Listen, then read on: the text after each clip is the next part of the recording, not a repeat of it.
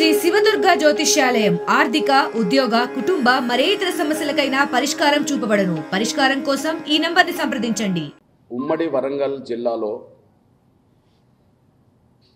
మాదిగల రాజకీయ ఎదుగుదలను జీర్ణించుకోలేకుండా అడుగడుగున అడ్డుకుంటున్నది కడియం శ్రేయర్ గారు.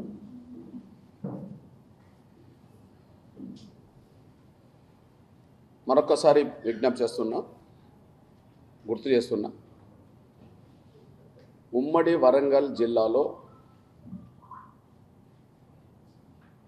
మాదిగల రాజకీయ ఎదుగుదలను జీర్ణించుకోలేకుండా అడుగడుగున అడ్డుకుంటున్నది కడియం శ్రేయర్ గారు. ఈ కడియం శ్రేయర్ గారే 40 ఏళ్లుగా ఉమ్మడి వరంగల్ జిల్లాలో తను మాదిగానే నమ్మిస్తూ రాజకీయాలు చేస్తూ వచ్చాడు.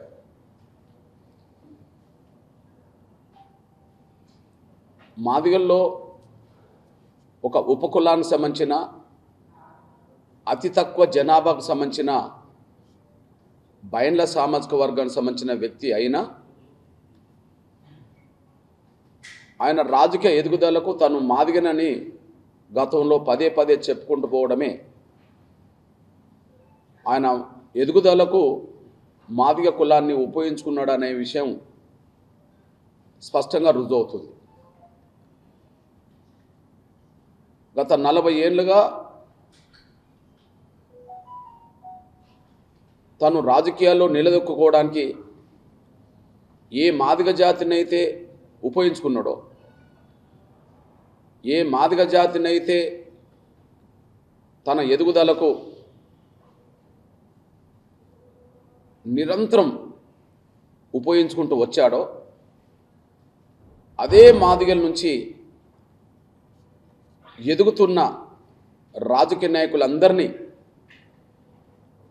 ఆయన అడుగడుగున అడ్డుకుంటూ వస్తున్నాడు. 40 ఏళ్ళ ఆయన రాజకీయ ప్రస్థానంలో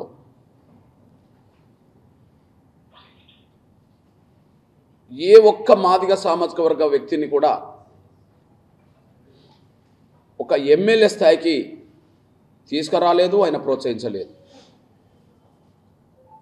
40 ఏళ్ళ ఆయన రాజకీయ జీవిత ప్రస్థానంలో తెలుగుదేశం మొదలుకొని ఇప్పుడున్న బీఆర్ఎస్ వరకు, మంత్రి హోదా నుంచి మొదలుకుంటే ఉప ముఖ్యమంత్రి వరకు, ఎమ్మెల్సీ నుంచి ఎమ్మెల్యే నుంచి ఎంపీ వరకు ఆయన ఎదగడంలో మాదిగలు సంపూర్ణ సహకారం అందించారు. కానీ ఆయన వల్ల ఈ ఉమ్మడి వరంగల్లో ఏ ఒక్కరూ ఒక ఎమ్మెల్యే స్థాయికి ఎదిగిన చరిత్ర లేదు. ఒక ఎమ్మెల్యే స్థాయికి ఎదగడానికి ఆయన ఏ ఒక్క మాదిగల్ని ప్రోత్సహించలేదు. నా వల్ల ఫలాని మాదిగైనా ఎదిగిండని ఆయన చెప్పడానికి అవకాశం లేదు. కానీ మాదిగల సహకారంతో ఆయన ఎదిగిండని చెప్పి ఆయనకు తెలుసు, సమాజానికి తెలుసు. ఈ నేపథ్యంలో ఆయన ఎవరిని ప్రోత్సహించలేదు మాదిగల నుంచి,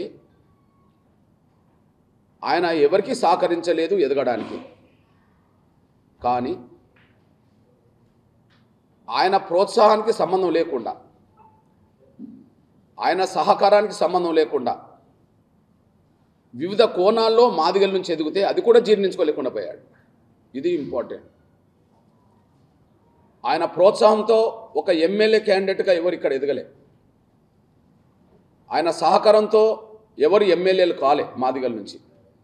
కానీ ఆయన సహకారం లేకపోయినా, ఆయన ప్రోత్సాహం లేకపోయినా, ఆయన అండదండ లేకపోయినా మాదిగల నుంచి ఒక ముగ్గురు ఎదిగినట్టుగా ఇప్పుడు ఉంటే ఆ ముగ్గురి రాజకీయ జీవితానికి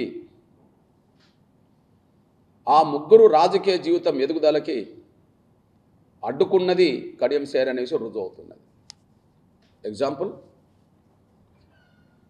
కడియం శ్రేయర్ గారు టీడీపీలో ఉన్నప్పుడు రాజన్నేం టీడీపీ కాదు, ఆయన ప్రోత్సాహంతో ఎదిగినోడు కాదు. కడియం శ్రేయర్ గారు టీడీపీలో ఉన్నప్పుడు రాజన్న ఏమీ టీడీపీ కాదు, అంటే రాజన్న ఎదుగుదలకు కడియం శ్రేయర్కి సంబంధం లేదు. రాజన్న ఎదగడానికి సమాజంలో ఒక గుర్తింపు రావడానికి మొట్టమొదటి కారణం ఎంఆర్పిఎస్. ఆయన ఉద్యమకారుడిగా ఎంఆర్పిఎస్ ఉద్యమం నుంచి ఎదిగినోడు. రాజకీయాలు ఆయన చేయాలనుకున్నప్పుడు కాంగ్రెస్లో చేరినోడు. ఇది మనం గమనించాల్సిన అవసరం ఉన్నది. ఒక ఉద్యమకారుడిగా ఆయన ఎంఆర్పిఎస్ ఎదిగినోడు. మాదిగ రిజర్వేషన్ పోరాట సమితికి తెలంగాణ ప్రాంతీయ కమిటీ ఉంటే కో కన్వీనర్ స్థాయికి ఎదిగినోడు. ఒకరోజు మేమిద్దరం బెల్లంపల్లి నుంచి వరంగల్ వస్తున్న మార్గ మధ్యలో ట్రైన్లో, అన్న ఎన్నికలు రాబోతున్నాయి కాబట్టి నేను రాజకీయంగా ఒక నిర్ణయం తీసుకుంటాను, కాంగ్రెస్లో చేరడానికి నాకు అవకాశం ఉన్నది, నేను చేరుతానంటే, ఉద్యమం నడిపే మేము నడపాలి కానీ ఎవరన్నా ఎదుగుతున్నప్పుడు వాళ్ళని ప్రోత్సహించాలని మేము గ్రీన్ సిగ్నల్ ఇచ్చాం. ఆ కోణంలో కాంగ్రెస్లో చేరాడు. మనం గమనిస్తే ఆయన రాజకీయ జీవితం కాంగ్రెస్ నుండి వచ్చిందే తప్ప కడియం శ్రేయర్ ప్రోత్సహిస్తే వచ్చింది కాదనే విషయం మీరు దృష్టిస్తున్నాను. కాలక్రమంలో ఈయన తెలంగాణ ఉద్యమంలో భాగంగా తెలంగాణ కోసం టీఆర్ఎస్లో చేరడం, తెలంగాణ వస్తుందని తెలిసి కడియం శ్రేయర్ టీఆర్ఎస్లో చేరడం, కాంగ్రెస్ నుంచి ఒకరు, టీడీపీ నుంచి ఒకరు టీఆర్ఎస్లో చేరారు. ముందు టీఆర్ఎస్లో చేరింది మాదిగ సామాజిక వర్గం నుంచి రాజన్న కాబట్టి ఆయనకు ఎమ్మెల్యేగా అవకాశం మళ్ళా వచ్చేసింది. కాంగ్రెస్ టీడీపీలో ఇద్దరు పోటీ చేశారు వేరువేరుగా. వేరువేరుగా. తెలంగాణ వచ్చిన వెంటనే డిప్యూటీ సీఎం హోదాకు రాజన్న ఎదిగిండు. అంటే తెలంగాణలో ఎంఆర్పిఎస్ ఉద్యమ నేపథ్యం నుంచి ఎదిగిన మా రాజన్న తెలంగాణ ప్రభుత్వంలో రెండో స్థానానికి ఎదగడం అనేది ఒక మాదిగ ఉద్యమకారులుగా మేము గర్వపడతాం. ఎంఆర్పిఎస్ నుంచి ఎదిగిన తమ్ముడు, ఎంఆర్పిఎస్ నుంచి ఎదిగిన నాయకుడిగా ఒక డిప్యూటీ సీఎం డిప్యూటీ సీఎం రావడానికి మేము గర్వపడతాం. ఇక్కడ మీ దృష్టికి తీసుకొచ్చేది ఏంటంటే, రాజన్న డిప్యూటీ సీఎంగా ఉన్న సమయంలోనే కడియం శ్రేయర్ గారు వరంగల్ పార్లమెంటు మెంబర్.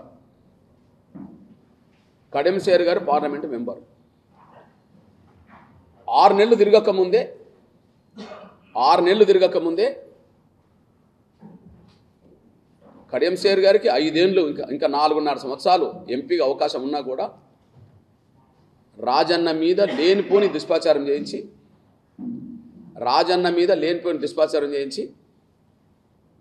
ఆయన బర్తరఫ్ కారకుడైన వాళ్ళలో కడియం శ్రేయరే ఉన్నాడు. బర్తరఫ్ చేసేటప్పుడు కేసీఆర్ గారు ఆనాడు ఈనాడు బర్తరఫ్కు కారణాలు కూడా ఇంతవరకు చెప్పలే. ఇగో బర్తరఫ్ చేయడానికి ఇంకో కారణాలు ఇవి చెప్పలే. అసలు బర్తరఫ్ చేయడానికే కారణాలు బలంగా ఉంటే అసలు రాజన్నకు ఎమ్మెల్యే టికెట్ కూడా ఇవ్వాల్సిన అవసరం లేదు, అంతే కదా. బర్తరఫ్ చేయడానికి కారణాలు బలంగా ఉంటే అదే పార్టీలో ఎమ్మెల్యే టికెట్ ఎందుకు అర్హుడవుతాడు? అంటే కారణాలు చూపించడానికి కేసీఆర్ దగ్గర లేవు, కానీ చేసిన దుష్ప్రచారం ఎవరు చేసిండ్రో అందరికీ తెలుసు.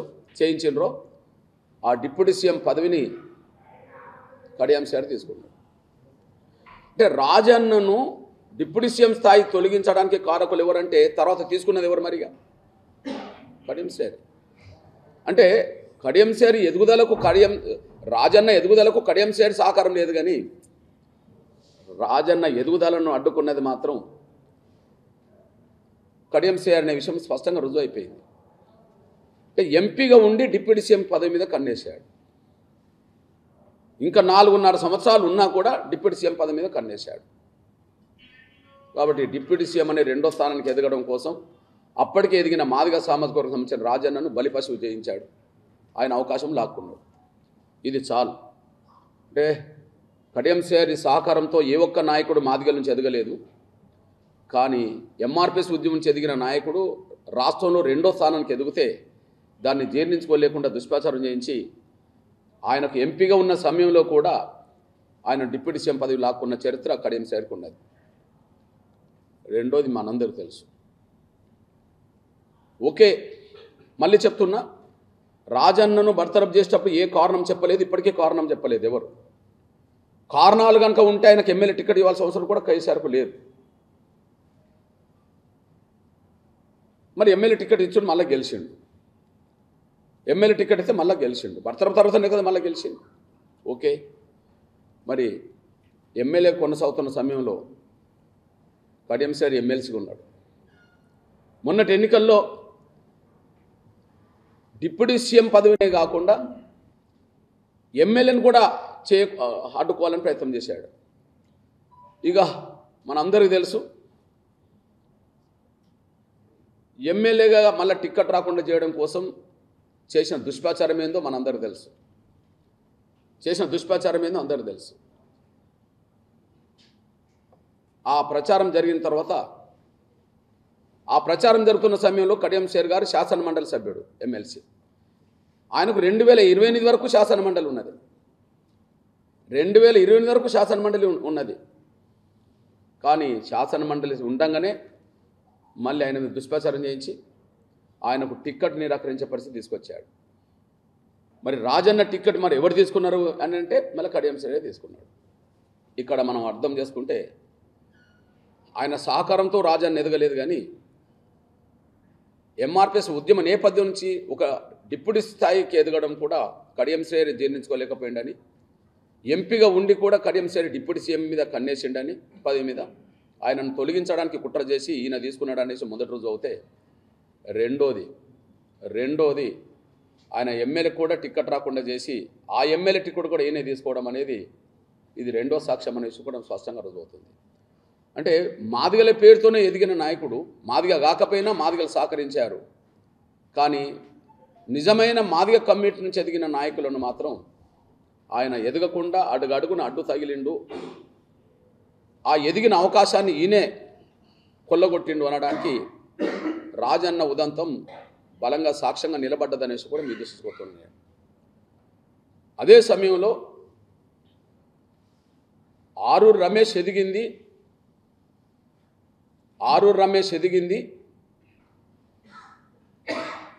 కడియం శ్రీహరి సహకారంతో కాదు. ఆరూరు రమేష్ ఒక కాంట్రాక్టర్గా జీవితం మొదలుపెట్టి ప్రజారాజ్యం నుంచి రాజకీయాల్లో ఎంటర్ అయిన వ్యక్తి. అనే విషయం మనందరికీ తెలుసు. కడియం శ్రీహరి గారు టీడీపీలో ఉన్నప్పుడు ఈయన ప్రజారాజ్యంలో ఉన్నాడు. ప్రజారాజ్యంకి టీడీపీకి ఏమైనా పొత్తున్నదంటే లేదు. మరి ఆరూరు రమేష్ ప్రజారాజ్యంలో పోటీ చేసి తర్వాత మన టీఆర్ఎస్లో చేరాడు. ఆయన టీఆర్ఎస్లో చేరి ఎమ్మెల్యే నాటికి ఈయన టీఆర్ఎస్లో లేడు. అంటే ఆయన కుటుంబ నేపథ్యం ఒక కాంట్రాక్టర్గా మొదలుపెట్టి రాజకీయాల కొల్ల వస్తున్నప్పుడు ప్రజారాజ్యంలోకి ఎంటర్ అయ్యి తర్వాత ఉద్యమం ఉధృత రూపం దాల్చిన సమయంలో టీఆర్ఎస్లోకి వచ్చి ఒక ఎమ్మెల్యే కాగలిగాడు. అంటే రాజన్న మన రమేష్ ఎదుగుదలకి ఏమైనా కారకుడా ఏమైనా సహకరించిండంటే అక్కడ లేడు. కానీ మొన్న అదే ఆరూరు రమేష్ వర్ధన్నపేటలో కొంత ఓడిపోవడానికి కడియం శ్రీహరితో పాటు ఇంకో కొంతమంది దొరలు చేసిన కుట్రలు కూడా ఉన్నాయి. కడియం శ్రీహరి సొంత నియోజకవర్గం వర్ధన్నపేట, ఆయన సొంత గ్రామం పర్వతగిరి. అట్లాంటి చోట్ల ఆయన అనుచరులు అనబడుతున్న వాళ్ళు, ఆయనకు ఓట్లేసినామని చెప్పుకుంటున్న వాళ్ళు కూడా ఈసారి ఆరూరు రమేష్కి వేయలేదు. దానికి కారణం ఏంటంటే ఆరూరు రమేష్ ఈసారి మళ్ళీ అక్కడ గెలిస్తే, ఇక్కడ గెలిస్తే తెలంగాణలో బీఆర్ఎస్ గవర్నమెంట్ వస్తే ఖచ్చితంగా ఉమ్మడి వరంగల్ జిల్లా నుంచి ఆరూరు రమేష్కి మంత్రివర్గంలో చోటు ఉంటుందనే ఒక ఆలోచన ప్రచారం జరిగింది. కారణం ఏంటంటే రెండోసారి గెలిచినప్పుడు 1,00,000 ఓట్ల మెజార్టీకి పైగా 1,00,000కు పైగా ఓట్ల మెజార్టీతో మన హరీష్ రావు గారు గెలిస్తే 1,00,000కు 102 ఓట్లు తక్కువ అంటే 1,00,000 ఓట్లతోటి ఆరు రమేష్ గెలిచాడు. అంటే రెండో స్థానం ఉన్నా టీఆర్ఎస్లో 10 మంది ఎమ్మెల్యేలు ఉన్నా కేసీఆర్ గారు మాదిగలకు ఒక అవకాశం ఇవ్వలేదు, మంత్రివర్గంలో మాదిగలకు చోటు ఇవ్వలేదు. ఇట్లాంటి నేపథ్యంలో ఈసారి మాదిగల నుంచి అసంతృప్తి బలంగా వస్తుందనే విషయం తెలుసుకున్న వాళ్ళు చాలామంది కేసీఆర్ కుటుంబ సభ్యులు కూడా ఈసారి రమేష్కి అవకాశం మంత్రివర్గంలో ఉంటుందని చెప్పి ఒక మాట చెప్పేశారు. బహుశా ఆ మాట కూడా లీక్ అయి ఉంటుంది. కాబట్టి ఎమ్మెల్యేగా వర్ధన్నపేటలో, ఎమ్మెల్యేగా గనుపూర్లో రాజన్నకు టికెట్ రాకుండా చేసి తను తీసుకొని గెలిస్తే మళ్ళీ ఉమ్మడి వరంగల్ జిల్లా నుంచి మళ్ళీ తనే మంత్రి కావాలని అనుకున్న కడియం శ్రీహరి గారు వర్ధన్నపేటలో రమేష్ గెలిస్తే అవకాశం తనకు రాదని, ఎందుకంటే డిప్యూటీ సీఎం దాకా చేశాడు కాబట్టి, రెండోసారి 1,00,000 మెజార్టీతో గెలిచినా కూడా మనం ఇవ్వలేదు కాబట్టి రమేష్కి ఇవ్వాలనే ఆలోచన పెరుగుతున్న సమయంలో రమేష్ గెలిస్తే ఖచ్చితంగా నాకు అవకాశం రాదని భావించుకున్న కడియం శ్రీహరి గారు ఆయన ఓటమిలో ఈయన కూడా భాగస్వామి అయ్యిండు. కొంతమంది దొరలు కూడా జీర్ణించుకోలేకుండా భాగస్వామి. ఆయన ఓటమిలో ఆరూరు రమేష్ ఓటమిలో కడియం శ్రీహరి భాగస్వామి అయ్యిండు. అదే సమయంలో కొంతమంది దొరలు కూడా భాగస్వామి అయ్యిండు. దొరలు కూడా అదే వర్తిస్తుంది.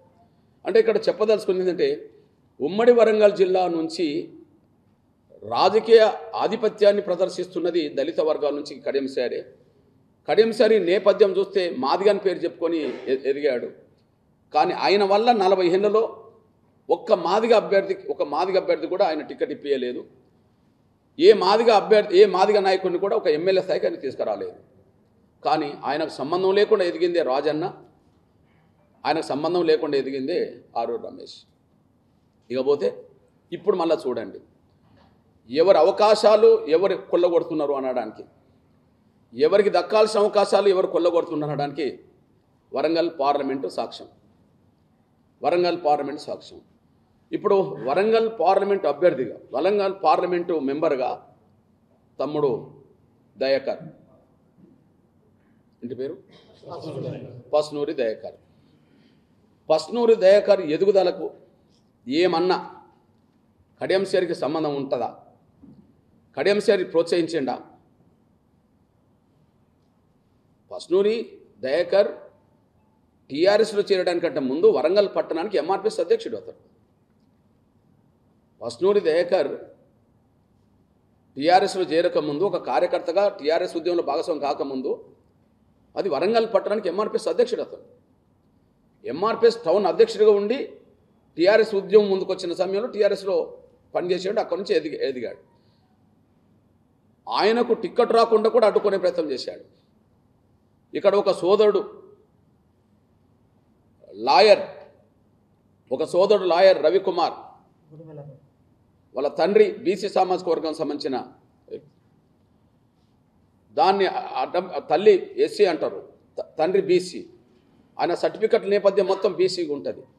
కాబట్టి ఎస్సీ రిజర్వేషన్ సీట్ల కాడ ఈ కడియం శ్రీహరి రవికుమార్ని ప్రోత్సహించే ప్రయత్నం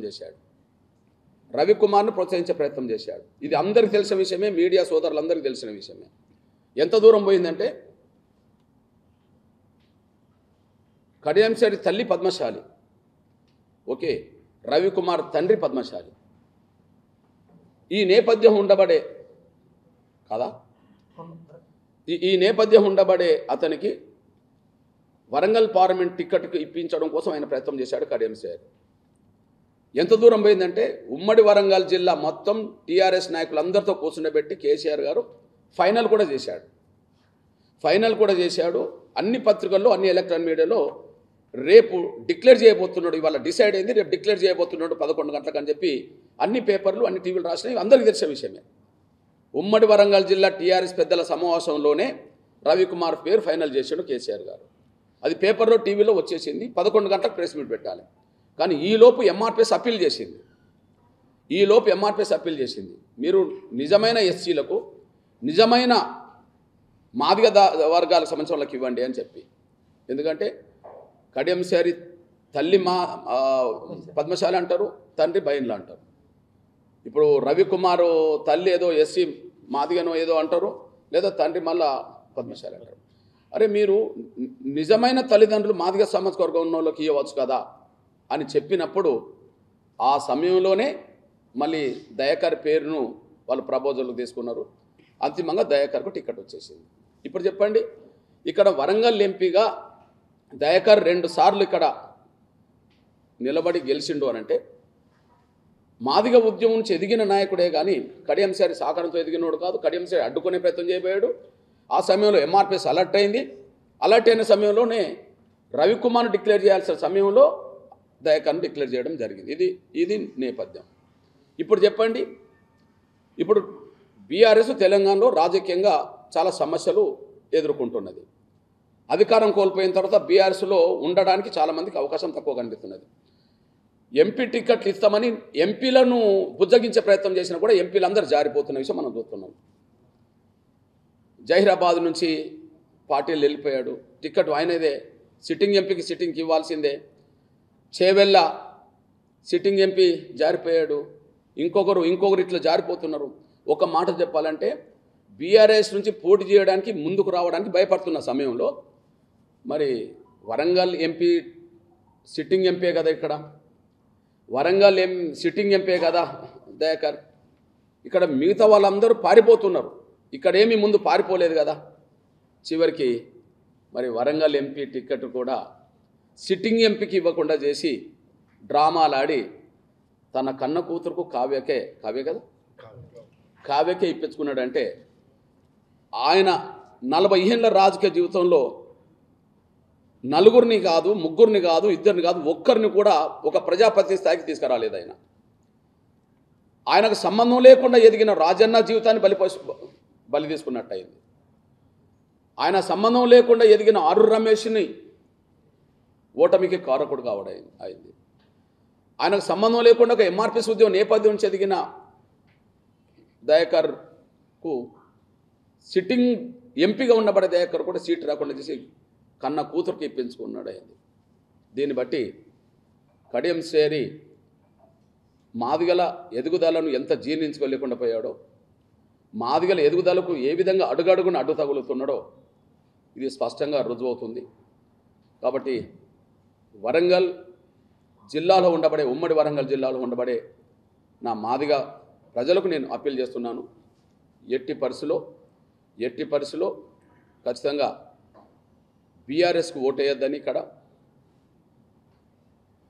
కడియం శ్రేరి మాదిగల ఎదుగుదలని అడ్డుకుంటూ వచ్చిండనే విషయం రుజువుతున్న సమయంలో, ఆయన కూతురుకు తప్ప ఏ కార్యకర్తకు ఇప్పలేని పరిస్థితిలో ఉన్న ఆయన సమయంలో ఖచ్చితంగా బీఆర్ఎస్కి ఓట్లు వేయడం అనేది మాదిగల ఎదుగుదలను అడ్డుకున్న వాళ్ళకు ఓట్లేసినట్టు అవుతుందని, బీఆర్ఎస్కి ఓట్లేస్తే మాదిగల ఎదుగుదలను అడ్డుకున్న వాళ్ళకే ఓట్లేసినట్టు అవుతుందని, ఎట్టి పరిస్థితిలో మాదిగల ఓటు ముందుగా ఈ వరంగల్లో మాత్రం బీఆర్ఎస్ ఓటేయద్దని చెప్పి మేము అప్పీల్ చేస్తున్నాం. నిజంగా చాలా ఈర్ష్యపరుడు కడియం శ్రేరి, చాలా ఈర్ష్యపరుడు. ఆయనకు నరనరాన పక్క వాళ్ళు ఎదిగితే జీర్ణించుకోలేని మనస్తత్వం గలవాడు అనే విషయం రుజువవుతుంది. మేము చాలా గర్వపడతాం. ఆయన 40 ఏళ్ళ రాజకీయ జీవితం ఒక్కరిని పైకి తీసుకురాలేదు. కానీ ఎంఆర్పిఎస్ ఉద్యమ నేపథ్యం ఉన్న ఎంఆర్పిఎస్లో పనిచేస్తున్న పిల్లలు, ఎంఆర్పిఎస్లో పనిచేసిన పిల్లలు వార్డు మెంబర్ల నుంచి, సర్పంచ్ల నుంచి, కౌన్సిలర్ల నుంచి, ఎంపీటీసీలు, జెడ్పీటీసీల నుంచి, ఎమ్మెల్యేలు, ఎంపీల వరకు, రాష్ట్ర మంత్రుల వరకు, తమిళనాడు నుంచి మురుగన్ అనే తమ్ముడు కేంద్ర మంత్రి వరకు ఎదిగారు. అంటే ఒక నేపథ్యం నుంచి ఎదుగుతున్నప్పుడు వాళ్ళని ప్రోత్సహించాలి, వాళ్ళ ఎదుగుదలకు సహకరించాలి. ఓ ఎంఆర్పిఎస్ ఉద్యమ నేపథ్యం నుండి వచ్చిన ఎదిగిన వాళ్ళందరికీ ఎంఆర్పిఎస్ సహకరించుకుంటూ వచ్చింది, ప్రోత్సహించుకుంటూ వచ్చింది. కానీ ఆయన ఎదుగుదలకే కారణమైన మాదిగ జాతి నుంచి ఆయనకు సంబంధం లేకుండా ఎదిగినా కూడా ఆయన జీర్ణించుకోలేకుండా వాళ్ళ రాజకీయ జీవితాలను ఎదగకుండా అడ్డుకోవడంలో కడియం శ్రేరి పాత్రే రాజన్న విషయంలో ఉన్నది. కడియం శ్రేరి పాత్రే ఆరు రమేష్ ఓటమిలో ఉన్నది. కడియం శ్రేరి పాత్రే ఇవల్ల దయాకర్ మూడోసారి టికెట్ రాకుండా అడ్డుకోవడంలో ఉన్నది.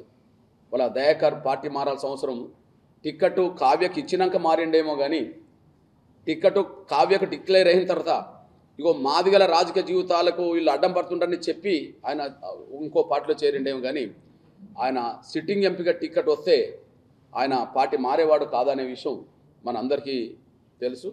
ఈ నేపథ్యంలో మాదిగలు ఎవరు కూడా ముందు జీర్ణించుకోలేని మనస్తత్వం గల్ల, పక్క వాళ్ళు ఎదుగుతుంటే జీర్ణించుకోలేని కుళ్ళుబోతు మనస్తత్వం ఉండబడే కడియంశారికి తగిన రాజకీయ గుణపాఠం కడియంశారి బిడ్డకు ఓటేయడం ద్వారా, ఓటు వేయకపోవడం ద్వారా నిరూపించాలని చెప్పి నేను విజ్ఞప్తి చేస్తూ, అదే సమయంలో జాతీయ రాజకీయాల్లో కాంగ్రెస్ బీజేపీలు ఉంటాయి, జాతీయ రాజకీయాల్లో ఉంటాయి. ఈ దేశంలో ఎవరు ప్రధానమంత్రి అవుతే వర్గీకరణ లక్ష్యం నెరవేరుతుంది, ఎవరు ప్రధానమంత్రిగా ఉంటే మాదిగలకు మేలు జరుగుతుంది అనే విషయంలో మేము అనుభవంతో అవగాహనతో ఒక నిర్ణయానికి రావాల్సి వచ్చింది. ఉదాహరణకు మాదిగల రాజకీయ ఎదుగుదలకు కూడా ఖచ్చితంగా గౌరవ నరేంద్ర మోడీ గారు చాలా ప్రత్యేక శ్రద్ధ పెడుతున్నాడు అనే విషయం ఒక ఉదాహరణ తీసుకొస్తా. ఎగ్జాంపుల్, కేసీఆర్ గారికి నరేంద్ర మోడీ గారికి ఒక విషయంలో గుర్తు చేస్తే, కేసీఆర్ గారు ప్రభుత్వం ఉన్నప్పుడు 10 మంది మాదిగ ఎమ్మెల్యేలు ఉంటే ఆ 10 మంది మాదిగ ఎమ్మెల్యేలో మొదటిసారి, రెండోసారి, మూడోసారి, నాలుగోసారి గెలిచిన వాళ్ళు మాదిగలు ఉన్నారు. కానీ 10 మంది ఎమ్మెల్యేలు ఉన్నా ఒక్కరిని మంత్రివర్గంలో తీసుకోలేదు. దళితుల్లో మాదిగల కంటే తక్కువ జనాభా గల మా కొప్పుల ఈశ్వర్కు అవకాశం వచ్చింది. తన సొంత కులమైన వెలమలకు 4గురిని తీసుకున్నాడు. తనతో పాటు ఒకే కులమైన రెడ్డి వాళ్లకు 7గురిని మంత్రుల్లో చేర్చుకున్నాడు. కానీ అతిపెద్ద జనాభా గల మాదిగలు 12% ఉన్నారు. 10 మంది ఎమ్మెల్యేలను కూడా ఒకరికి అవకాశం ఇవ్వలేదు. కానీ అదే నరేంద్ర మోడీ గారు ఆయన కేంద్ర ప్రభుత్వంలో దక్షిణాది నుంచి, ముఖ్యంగా చిత్రదుర్గం నుంచి ఎంపీగా గెలిచిన నారాయణ స్వామి గారిని మాదిగైన మంత్రిని చేసుకున్నాడు. చిత్రదుర్గం నుంచి ఎదిగిన ఎంపీగా గెలిచిన నారాయణ స్వామిని కేంద్ర మంత్రి చేశాడు. అంతకంటే ముఖ్యంగా తమిళనాడులో బీజేపీకి గణనీయమైన పట్టు లేదు. మొన్నటి వరకు పట్టు లేదు, ఇప్పుడు పట్టు పెరుగుతుందని ఒక ఇంటెలిజెన్స్ వస్తుంది రిపోర్ట్లు. పట్టు లేదు. అట్లాంటి కాడ తమిళనాడులో ఒక ఎమ్మెల్యేగా పోటీ చేసి మురుగన్ అనే మాదిగ తమ్ముడు ఓడిపోయాడు.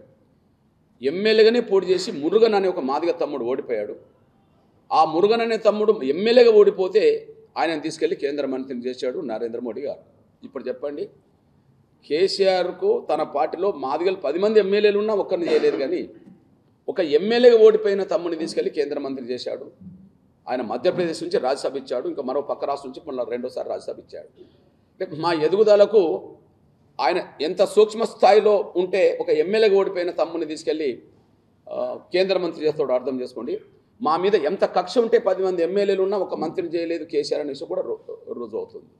ఈ నేపథ్యంలో ఖచ్చితంగా మేము గౌరవ నరేంద్ర మోడీ గారి ద్వారానే మా వర్గీకరణ లక్ష్యం నెరవేరుతుందనే ఒక విశ్వాసంతో ఉన్నాం.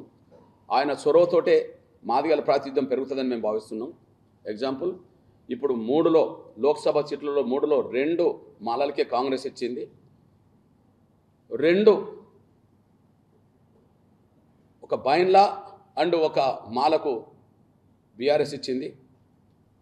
ఇంకా ఒకటి మాదిగలకు డిక్లేర్ చేస్తుందేమో. అంటే 3లో మాకు మా జనాభా పరంగా తెలంగాణలో 70% మాదిగలు ఎస్సీలో, 3లో మాకు 2 రావాలి న్యాయబద్ధంగా. మేము 3 కూడా కోరుకోలేదు. 3లో 2 రావాల్సిన చోట మాకు కాంగ్రెస్ అయినా ఒకటే, బీఆర్ఎస్ అయినా ఒకటే అనే విషయం అర్థమవుతుంది. అంటే మాదిగల జనాభాకు అనుగుణంగా కూడా వాళ్ళు ఇవ్వట్లేదనే విషయం రుజువు అవుతుంది. కానీ బీజేపీ ఆ స్థానంలో 2 ఇస్తుందనే విషయం కూడా మేము భావిస్తున్నాం. ఇప్పటికే నాగర్ కర్నూలు డిక్లేర్ అయింది. వరంగల్ కూడా ఆ కోణంలో మాదిగ కోణంలోనే డిక్లేర్ అవుతుందని చెప్పి మేము ఆశిస్తున్నాం. ఇక్కడ మా రాజకీయ ఎదుగుదల నరేంద్ర మోడీ గారి ప్రభుత్వమే, ముఖ్యంగా బీజేపీలోనే ఉన్నదనే విషయం స్పష్టంగా రుజువు అవుతుంది. అట్లనే దేశ రాజకీయాల్లో ఈ దేశంలో ఎవరు మళ్ళీ ప్రధానమంత్రి అవుతే మా సమస్య పరిష్కారం అవుతుంది, ఎవరు మా సమస్య పరిష్కారానికి అవకాశం ఏంటంటే అక్కడ కాంగ్రెస్లో అటు మల్లికార్జున ఖర్గే గారు ఉన్నారు, అదే సమయంలో రాహుల్ గాంధీ గారు ఉన్నారు. అంటే కాంగ్రెస్ పార్టీ ఇండియా కూటమి అధికారం వస్తుందని వాళ్ళు అనుకుంటే ఆ అధికారంలో కూర్చునే వాళ్ళకు ఇద్దరి మధ్యలో ఉంటుంది. ఒకరు మల్లికార్జున ఖర్గే, 2 రాహుల్ గాంధీ గారు. మల్లికార్జున ఖర్గే గారు కూడా కర్ణాటకలో మాలా సామాజిక వర్గం సంబంధించిన వ్యక్తి. అక్కడ మా ఎంఆర్పిఎస్ వర్గీకరణ ఉద్యమాన్ని అడుగడుగును అడ్డుకుంటున్న వ్యక్తి అతను. కాబట్టి ఎస్సీ వర్గీకరణకు వ్యతిరేకం కాబట్టి ఆయన ప్రధానమంత్రి అయినా కూడా మాకు మేలు కంటే కీడే జరుగుతుంది. రాహుల్ గాంధీ గారి చుట్టూ అంతా మాల క్యాంపే ఉన్నది. రాహుల్ గాంధీ గారి చుట్టూ అంతా మాల క్యాంపే ఉన్నది కాబట్టి మా వర్గీకరణకు సహకరించారనే విషయం కూడా గత ప్రభుత్వంలో తేలిపోయింది. 2004, 2014 మధ్యలో ప్రభుత్వం వాళ్ళదే. ఎస్సీ వర్గీకరణ సమస్య కేంద్రం దృష్టికి వచ్చింది అప్పుడే. కానీ వాళ్ళు వాళ్ళ ఒత్తిడికే, మాలల ఒత్తిడికే వర్గీకరణ చేయలేదు. 10 ఏళ్ల ప్రతిపక్షంలో కూడా ఒక మాట మాకు అనుకూలంగా మాట్లాడలేదు. అధికారంలో 10 ఏళ్ళుండి వర్గీకరణ చేయలేదు, ప్రతిపక్షంలో 10 ఏళ్ళుండి ఒక మాట మాట్లాడలేదు. కాబట్టి అక్కడ కాంగ్రెస్ అధికారంకి వస్తే ఎవరు ప్రధానమంత్రులైనా కూడా మాకు నష్టమే తప్ప మాకు మేలు జరగదు. మరొకసారి గౌరవ నరేంద్ర మోడీ గారు ప్రధానమంత్రి అవుతేనే మాదిగల భవిష్యత్తు, దేశ భవిష్యత్తు కూడా ఉంటుందనే విషయం కూడా మేము భావిస్తూ ఖచ్చితంగా రాబోయే ఎన్నికల్లో బీజేపీకే మా సంపూర్ణ సహకారం అందిస్తాం, బీజేపీకే మా మద్దతు ఇస్తాం. మద్దతు సహకారమే కాదు, గెలుపు కోసం అహర్నిశలు మేము శ్రమిస్తాం. మా శక్తి మేరకు, మా ఉన్న శక్తి మేరకు బీజేపీకే ఓట్లేమని చెప్పి మాదిగలకే కాదు, దేశ గౌరవం నిలబడాలంటే, దేశ అభివృద్ధి కావాలంటే, ఇతర దేశాల ముందు భారతదేశం ఎప్పుడు తలెత్తుకొని నిలవాలంటే ఖచ్చితంగా గౌరవ నరేంద్ర మోడీ గారికి మళ్ళొకసారి అవకాశం ఇస్తేనే అది సాధ్యమవుతుందనే విషయం కూడా మేము భావిస్తూ గౌరవ నరేంద్ర మోడీ గారిని మరొకసారి ప్రధానమంత్రి చూడడం కోసం, బీజేపీ గెలుపు కోసం మా వంతు సర్వశక్తులు ఒడుతామనే విషయం కూడా గుర్తు చేస్తున్నాం. మరిన్ని వీడియోస్ కోసం ఛానల్ ని సబ్స్క్రైబ్ చేయండి, లేటెస్ట్ అప్డేట్స్ కోసం వాట్సాప్ ఛానల్ ని ఫాలో చేయండి అండ్ లింక్ డిస్క్రిప్షన్ లో ఉంది.